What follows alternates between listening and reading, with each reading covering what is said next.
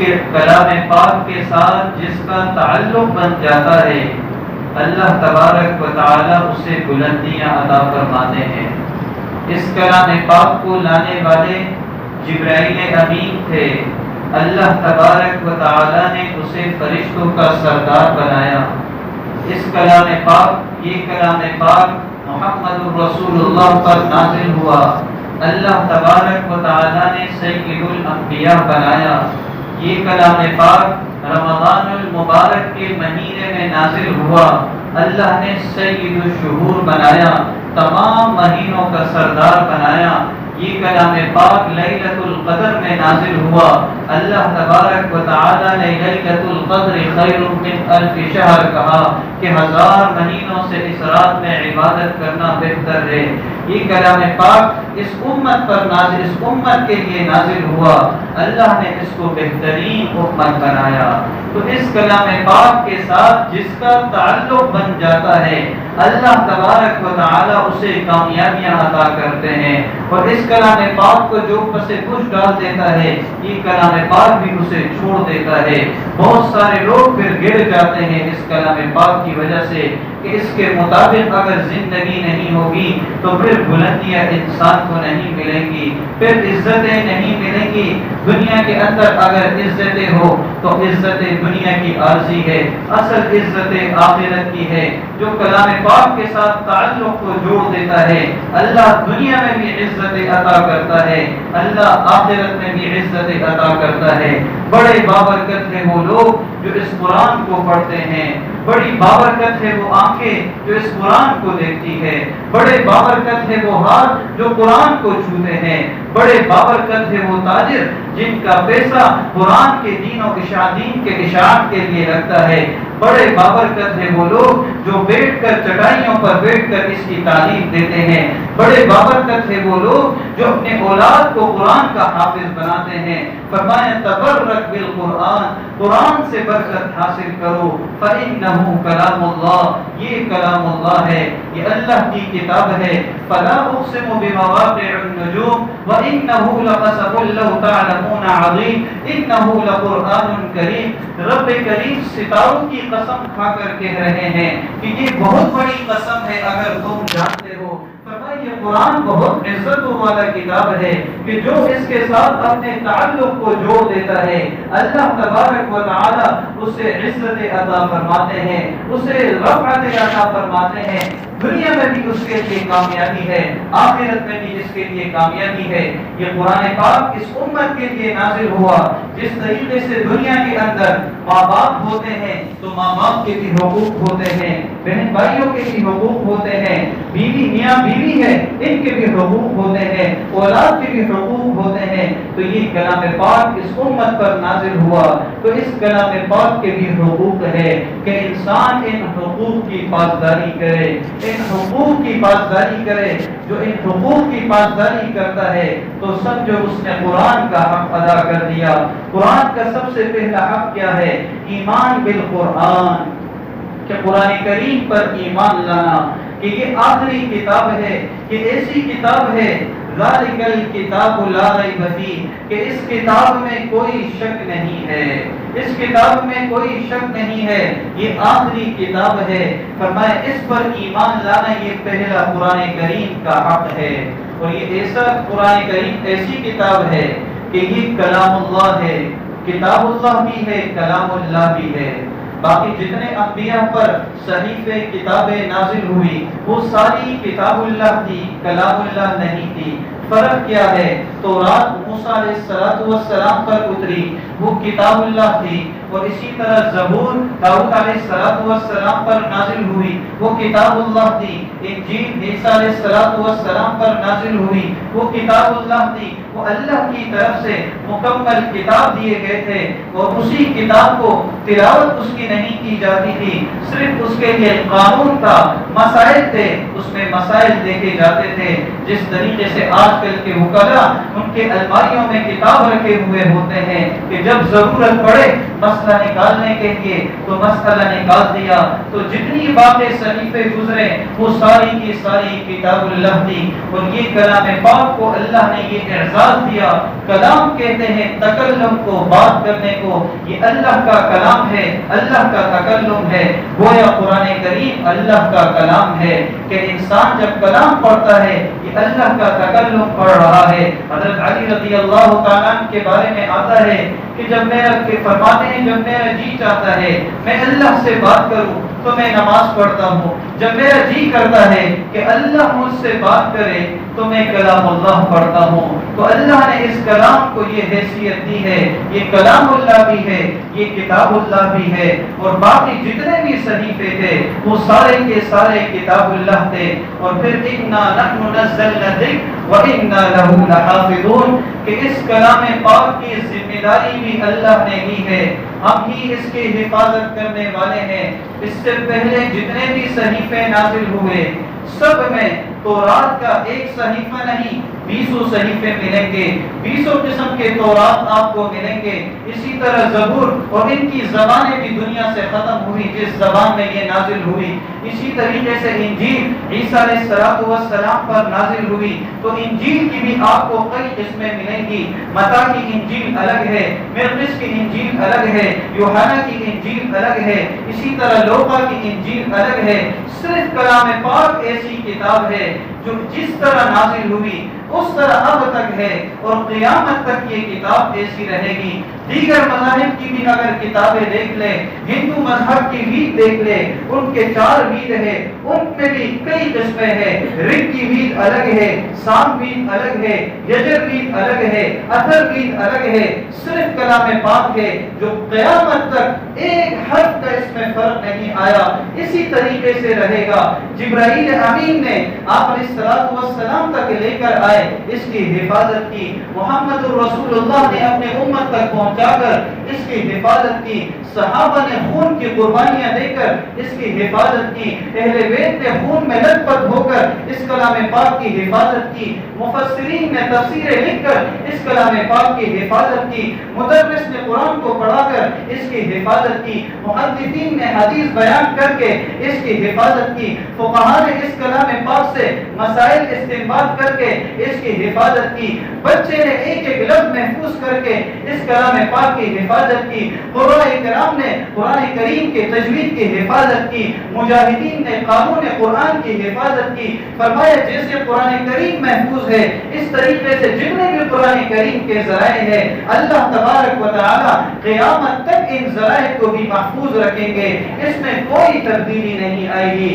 جس طریقے سے اللہ نے اس کی ذمہ داری لی ہے کہ بچے بچے کے سینے میں محفوظ ہو جاتا ہے، بچے بچے کے سینے میں محفوظ ہو جاتا ہے. حجاج ایک بڑا ظالم بادشاہ گزرا ہے، بہت بڑا ظالم بادشاہ تھا حجاج ابن یوسف. اس نے ایک اچھا کام کیا، قرآن پر اعراب لگائے. اس سے پہلے قرآن پر اعراب نہیں تھے، زبر زیر نہیں تھے. وہ جب اعراب لگانے لگا اس نے جب یہ ترتیب بنائی تو یہود کے علماء اس کے پاس آئے. 10 علماء کا وفد حجاج بن یوسف کے پاس آیا اور آ کر کہنے لگا کہ آپ قرآن کریم پر اعراب لگا رہے ہیں. ہمیں صرف ایک بات کرنی تھی آپ سے کہ قرآن کریم کے اندر سورہ کہف ہے. سورہ کہف کے اندر حضرت خضر اور حضرت موسیٰ علیہ السلام کا قصہ ہے. اس قصے کے اندر کہ وہ لوگ ایک بستی کے اندر گئے تھے، وہ یہود کی بستی تھی اور انہوں نے یہود کی بستی والوں نے ان کے اکرام کرنے سے، ان کو دعوت ان کا اکرام کرنے سے انکار کیا تھا. قرآن کریم میں وہ ذکر ہے فَأَبَوْا أَن يُضَيِّفُوهُمَا کہ ان بستی والوں نے انکار کیا ان کو کھانا دینے سے، ان کی مہمان نوازی کرنے سے. تو وہ کہنے لگے اس فَأَبَوْا کے لفظ کے با کے نقطے کو ہٹا کر اوپر کر دو، فَأَتَوْا کر دو، ایک نقطے کا اور اضافہ کر دو. معنی یہ ہو جائے گا کہ انہوں نے اس بستی والے ان کے لیے کھانا لے کر آئے، ان کا اکرام کیا، ان کی مہمان نوازی کی. تو حجاج بن یوسف نے جب یہ سنا ان سے کہا آپ رک جاؤ، یہیں پر رکو میں آتا ہوں. گھر گئے تلوار نکالی، بہت ظالم بادشاہ بھی تھا، ان کے ظلم کی بہت بڑی داستان، مگر قرآن پر اعراب لگایا، یہ بہت انہوں نے اچھا نیک کام کیا، اور گھر سے نکلے اور اللہ سے دعا کی، یا اللہ میں بہت سالوں کے میرے تلوار میں نے بہت ظلم کیا ہے، لیکن یہ قرآن تیرے قرآن میں تحریف چاہتا ہے، میں نہیں چاہتا، اور سارے کے سارے 10 علماء یہود کے سب کو کھڑا کیا، سب کی گردنیں اڑا دی، لیکن قرآن کریم کی اللہ تبارک و تعالی نے ایسے ظالموں سے بھی حفاظت کی کہ انہوں نے حجاج بن یوسف نے قرآن کریم پر اعراب لگایا، اور یہ اللہ تبارک و تعالی سے امید ہے کہ اللہ ان کے لیے نجات کا یہ ذریعہ بنا دے۔ بہت بڑا کام انہوں نے کیا، فرمایا اللہ تبارک و تعالی نے انا نحن نزلنا الذکر، کہ ہم ہی کلام پاک کی حفاظت کرنے والے ہیں، ہم ہی قیامت تک اس کی حفاظت کریں گے۔ تو قرآن کریم کا پہلا حق یہ ہے ایمان بالقرآن، کہ ہم قرآن پر ایمان لائے، اور دوسرا حق قرآن کریم کا یہ ہے کہ قرآن کریم کی تلاوت کی جائے۔ دنیا میں کوئی ایسی کتاب نہیں ہے جس کی تلاوت کی جاتی ہو، صرف کلام پاک ہے کہ اس کی تلاوت کی جاتی ہے، اور کوئی کتاب دنیا کی نہیں ہے، کوئی صحیفہ نہیں ہے کہ جس کی تلاوت کی جاتی ہو، ایک کلام پاک ہے کہ جس کی تلاوت کی جاتی ہے۔ اور قرآن کریم کو پڑھنے پر بھی حضرت علی رضی اللہ تعالی عنہ سے روایت ہے، فرماتے ہیں اللہ کے رسول صلی اللہ علیہ وسلم نے ارشاد فرمایا، کوئی شخص نماز میں کھڑے ہو کر ایک حرف پڑھتا ہے، اللہ 100 نیکیاں ایک حرف کے بدلے عطا فرماتے ہیں۔ کوئی بیٹھ کر نماز پڑھتا ہے، اللہ اسے 50 نیکیاں ایک حرف پر عطا فرماتے ہیں۔ کوئی باوضو ہو کر پڑھتا ہے، اللہ تبارک و تعالی اسے 25 نیکیاں عطا فرماتے ہیں۔ کوئی بغیر ہاتھ لگائے پڑھتا ہے، اللہ تبارک و تعالی اسے 10 نیکیاں عطا فرماتے ہیں۔ کوئی قرآن کریم کو صرف سنتا ہے، اللہ تبارک و تعالی ہر حرف کے بدلے ایک نیکی عطا فرماتے ہیں۔ یہ قرآن کریم کا اتنا اعزاز ہے، ہر حرف کے پڑھنے پر بھی نیکی، نماز میں پڑھے تب بھی نیکی، نماز کے بغیر پڑھے تب بھی نیکی، وضو کے ساتھ پڑھے تب بھی نیکی، اور اس صرف سنے قرآن کریم کو پھر بھی نیکی، قرآن کریم کو ہاتھ لگا کر پڑھے تب بھی نیکی۔ قرآن کریم عبادت ہی عبادت ہے۔ اس کلام پاک کے ساتھ جس کا تعلق بن جاتا ہے، اللہ تبارک و تعالی اس کو بلندیاں عطا فرماتے ہیں۔ ایک روایت کے اندر آتا ہے اللہ تبارک و تعالی نے زمین و آسمان کے پیدا کرنے سے پہلے 1000 سال پہلے اللہ تبارک و تعالی نے دو چند سورتوں کی تلاوت کی، تو حاملین عرش کے فرشتے جو عرش کو اٹھائے ہوئے ہیں وہ فرشتے کہنے لگے کہ کتنے خوش نصیب ہوگی وہ امت جس کے حصے میں یہ قرآن آئے گی، کتنے خوش نصیب ہوگی وہ زمانے جو اس قرآن پاک کی تلاوت کریں گی۔ حاملین عرش کے فرشتے حسرت کرنے لگے کہ ایسا کلام پاک اللہ نے ہمیں عطا کیا ہے۔ فرشتے حسرت کرتے ہیں کہ کتنے خوش نصیب ہے وہ امت جو اس قرآن پاک کی تلاوت کرنے والی ہوگی۔ اللہ کے رسول صلی اللہ علیہ وسلم کے بارے میں آتا ہے، آپ رات کو تہجد کے وقت 6 پارے ایک آیت میں پڑھتے تھے، اور اتنا کھڑا ہوتے تھے آپ کے پاؤں مبارک پر ورم آ جایا کرتا تھا۔ یہ قرآن کریم سے ایسا تعلق تھا کہ ساری رات کھڑے ہو کر اللہ کا کلام پڑھا کرتے تھے، اللہ کا کلام پڑھا کرتے تھے۔ حضرت امام ابو حنیفہ رحمۃ اللہ علیہ کے بارے میں آتا ہے، وہ رات کو اپنی چھت پر کھڑے ہو جایا کرتے تھے، کلام پاک پڑھا کرتے تھے۔ تہجد کی نماز میں ان کے پڑوسی بھی ساتھ میں چھت میں سویا کرتے تھے۔ چند دن ہوئے امام ابو حنیفہ نظر نہیں آئے، اوپر پڑوسی سوتے تھے۔ ایک بچہ اپنے والد سے کہنے لگا، یہاں پر اس چھت میں ایک بھانس نظر آیا کرتا تھا، وہ ابھی نہیں ہے، غائب ہو گیا۔ تو وہ شخص کہنے لگا، بیٹا وہ امام ابو حنیفہ تھے، ساری رات کھڑے ہو کر وہ اللہ کا کلام پڑھا کرتے تھے، اب وہ اس دنیا میں نہیں رہے۔ ایسے قرآن کریم کے عاشق گزرے ہیں، ایسے قرآن کریم کے عاشق گزرے ہیں۔ حضرت قاری فتح محمد پانی پتی رحمۃ اللہ علیہ کے بارے میں آتا ہے، مادرزاد نابینا تھے، ہر وقت کلام پاک پڑھا کرتے تھے، ہر وقت کلام پاک پڑھا کرتے تھے۔ جیسے ہم سانس لیتے ہیں اسی طرح ہر وقت کلام پاک میں مشغول رہتے۔ جب بیت الخلا جایا کرتے تھے اپنی زبان کو پکڑ لیتے تھے، کہیں ایسا نہ ہو انجانے میں میری زبان سے تلاوت جاری ہو جائے۔ ایسے کلام پاک کے عاشق گزرے ہیں۔ تو کلام پاک کی تلاوت یہ دنیا کی واحد کتاب ہے کہ صرف اس کی تلاوت کی جاتی ہے، باقی دنیا کے اندر جتنی بھی کتابیں ہیں اس کی تلاوت نہیں کی جاتی۔ قرآن کریم کا تیسرا حق، دوسرا حق اس کی تلاوت کرنا، تیسرا حق قرآن کریم کا اس کو سمجھنا، سمجھ کر پڑھنا کہ اس کا مطلب کیا ہے، مطلب اور ترجمے کے ساتھ پڑھنا، یہ قرآن کریم کا تیسرا حق ہے۔ آج ہم قرآن پڑھتے ہیں، معلوم نہیں ہم کیا پڑھ رہے ہیں۔ زیادہ سے زیادہ اتنا تو کر لیں جو نماز کے اندر پڑھتے ہیں اس کا تو ترجمہ آنا چاہیے۔ اگر نماز میں 10 سورتیں پڑھتے ہیں تو اس کا تو ترجمہ آنا چاہیے۔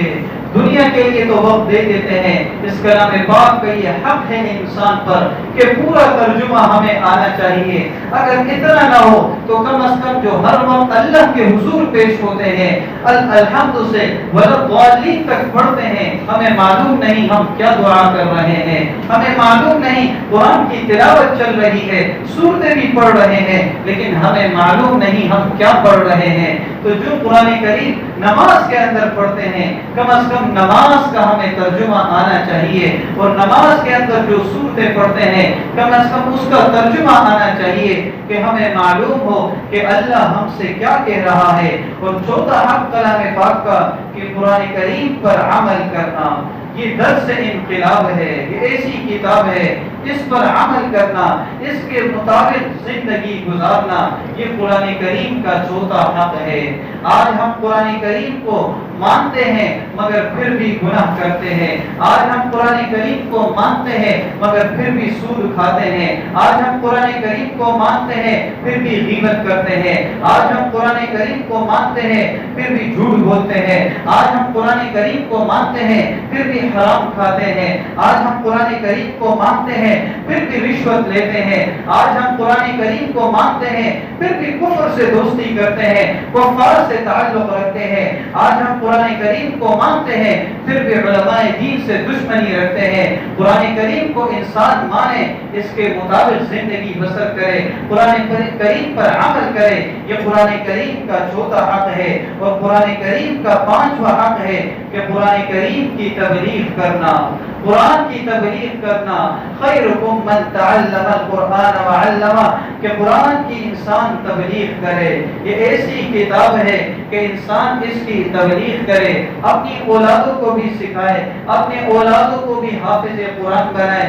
حدیث شریف کے اندر آتا ہے انسان کے لیے بہترین صدقہ جاریہ ولد صالح یدعو لہ، کہ وہ اولاد جو نیک اولاد ہو، اپنی اولادوں کو قرآن کا داعی بناؤ، قرآن کا عاشق بناؤ، تاکہ دنیا سے جانے کے بعد وہ اللہ کا کلام پڑھیں گے۔ جب تک اولاد زندہ رہے گی کلام پڑھے گا، کلام پڑھتے رہیں گے، تمہیں ثواب قبر کے اندر ملتا رہے گا۔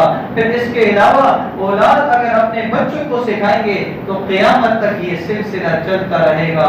یہ انسان ہم دنیا کی تعلیم سکھا دیتے ہیں، ضروری ہے دنیا کی تعلیم بھی سکھانا، انسان سکھائے، دنیا کی ضرورت ہے، مگر دنیا کی جتنی بھی بڑی سی بڑی ڈگری ہوگی، ادھر موت کی ہچکی آ گئی، ختم ہو گیا، آگے کوئی کام نہیں آئے گا۔